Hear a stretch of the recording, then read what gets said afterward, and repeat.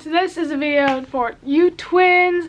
My sister is about to go into IB and they need some advice on how to take their subject. So I just decided to make a video so hope perhaps it can help other people. This video is going to be long because this is a complicated topic.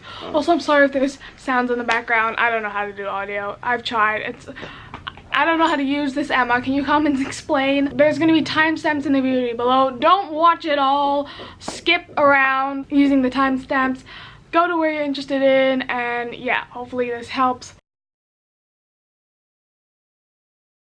Now, first I'd like to talk about confronting the big question of what to do with your life, which is a question that I just hate. So this, for a lot of you, at least it was for me, is both a terrifying and exciting time because one, you get to pick subjects finally that you're interested in, psychology or science or whatever, and also you get to get rid of subjects that you hate, like PE, bye-bye, biology, bye-bye. However, this also comes with the ginormous fear and anxiety of having to face the question that lots of adults like to terrify children with, which is, what do you want to do with your life? And if you are feeling anxious and are having like anxiety about this, it's completely normal. I would like to say it's completely normal. Lots of kids have this feeling. No one knows what to do with their lives when they're freaking 15. If you do, you're lucky. But yeah, it's totally normal. I thought I knew what I wanted to do with my life. I always said that, yeah, I wanted to be a journalist or something, but I think the only reason why I said that was because people were asking me, hey, what are you going to do with your life? And I was like, I like reading, so journalist, you know? So it wasn't really like I chose it. I just kind of like picked a word to say to people. So how I actually came to terms with this question of what to do with your life is, one, I watched this video by John Green, checking the little eye thing, or maybe it's here, I'm not sure. You should watch the video. I'm going to give a poor recap of it. Basically explains that like, the fear mainly comes from the idea that if you pick stuff, then that means doors are going to close on you. Like, if you pick all the sciences and you want to become a doctor, you're probably not going to become an anthropologist or a historian or whatever. And like, the fear mainly comes from the idea that like you kind of have to pick and choose your trajectory like now, and that's going to set and define the rest of your life. Which, yeah, which is basically what it feels like. Like, I picked my subjects. I didn't pick film, and I thought, man, I'm never gonna become a filmmaker now. I didn't pick film.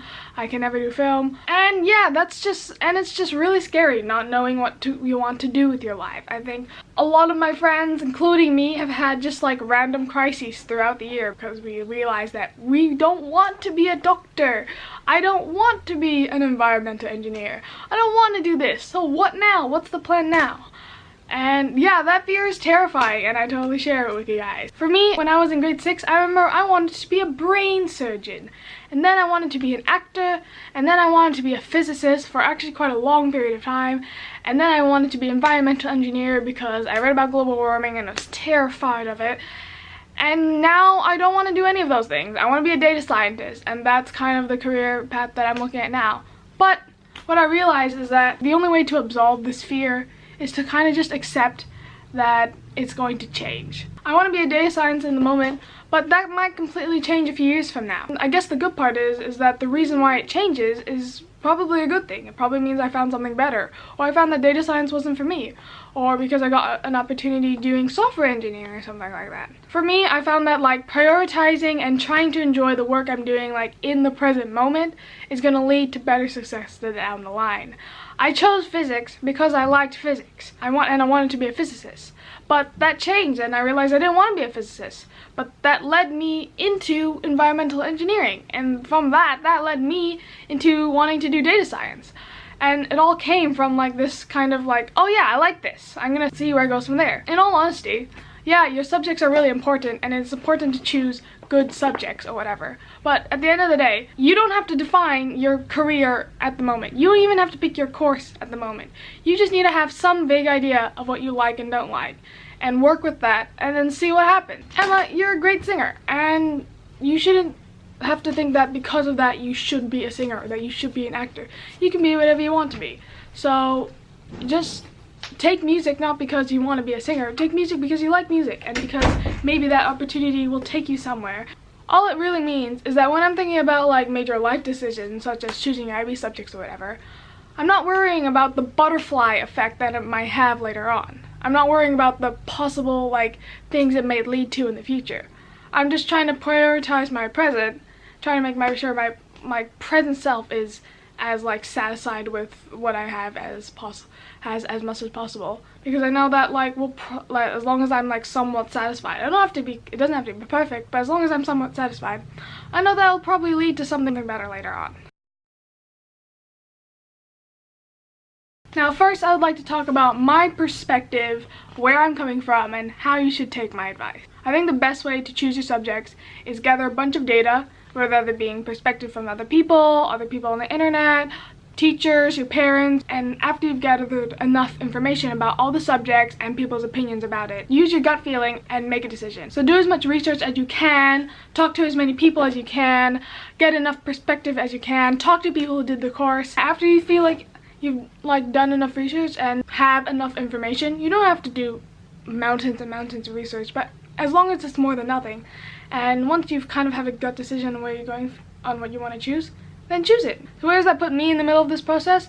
Well, as a past IB student, I wish I had gotten some sort of student perspective on how to pick subjects. That being said, I don't think just my opinion are all you need in order to be able to pick your subjects, but I think they're useful because teachers aren't the ones that do the IB, we are. We know what the process is like internally, and I can relate to you. This video simply aims to serve as one data point in a bunch of other information that you should have about your subject. Now, given that you guys are all a bunch of newbies in this system, I'm going to give a quick, probably quite in-depth rundown about how the IB system works, because this is super important when it comes to choosing your subjects. But if you already know how the IB system works, HLs, SLs, Group 1, Group 2, all that jazz, go to this timestamp because this will be completely useless to you. Please skip it. It's not important. So how the IB system works is that it is a system that encourages you to have a lot of breadth within your subjects. In the IB, there's 6 different groups of subjects, which are all very broad and different from each other.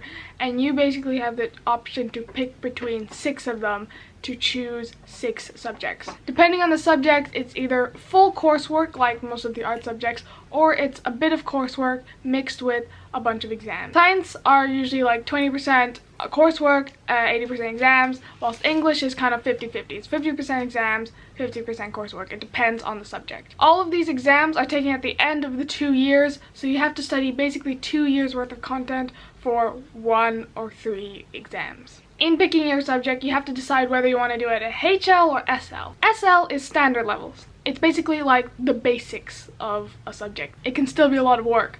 Math standard level is not a joke. It's actually hard. English standard level, literature is hard, and I had to put a lot of work into it. So standard level doesn't mean easy. It just means kind of like the fundamental basics. Whilst HL is basically just more information built on top of the basics. How I see it is like at standard level, it's kind of just like the fundamentals and a bit of context. HL is like the fundamentals plus a bunch more context. So generally with HLs, it's not like another subject. It's built on top of SL knowledge. When I first realized that chemistry, SL's 12 topics and standard level and high level was 24 topics, I was absolutely scared out of my mind. But what I came to realize, it's not 12 more topics, it's 12, like, it's just the HL version of the standard level topic. So you just get a few more examples that you have to learn, another graph you have to learn, a little bit extra more stuff that you have to learn. It's just a bit more deeper. Or you can have a subject like English where high level, or film where high level doesn't really mean much more content. It literally just means higher standard. So you do basically the same stuff. Maybe you read an extra book, but at the end of the day, it doesn't really matter. It just means you are marked harsher on your work. Generally, people do 3 HLs and 3 SLs. Some crazy people do 4 SLs and 2 HLs, but for the most part, it's 3 SLs, 3 HLs. I feel like the only reason why you would do 4 HLs is because like your score at the end of the day doesn't really matter, and HLs can get you like extra credits at uni. I know for me, it would have been beneficial if I had done like 4 HLs if I wanted to go to Canada, because Canada awards only subjects to the HLs and the score doesn't really matter. I need like a 24, which is basically a pass. From those 6 subjects, you are marked a score out of 7. And when you add those up, your maximum mark you can get is a 42. In addition to that, you also do TOK and EE. So theory of knowledge is basically a philosophy class that everyone has to take. It's not optionable. And at the end of the year or in the middle of the year, you'll do a presentation and you'll do an essay. And from those, you'll get a grade from E to A. And then you also do the extended essay on a topic that you choose. The extended essay can literally be on anything. Most people suggest that you do it from one of the subjects that you take in HL, but I know some people who do it on subjects that they don't even take. Like, they'll do it on dance, and dance isn't even offered at their school. But for the most part, you do it in one of the subjects that you are studying. So I did mine in English literature, and I do English literature at standard level, and I don't do it at H level, but it doesn't matter. As long as you work hard on it, you should be fine. From the extended essay and TOK, you can get bonus marks, which add up to 3 points. And how you get those points is based off this graph.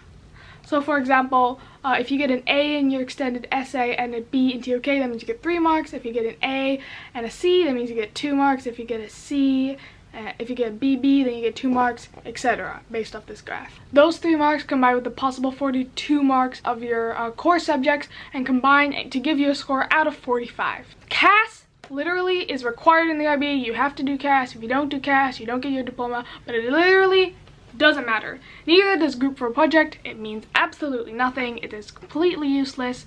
I don't even know why we're supposed to do it if it has no I literally did nothing for CAS. I like my creative and my action and my CAS project were all the same thing.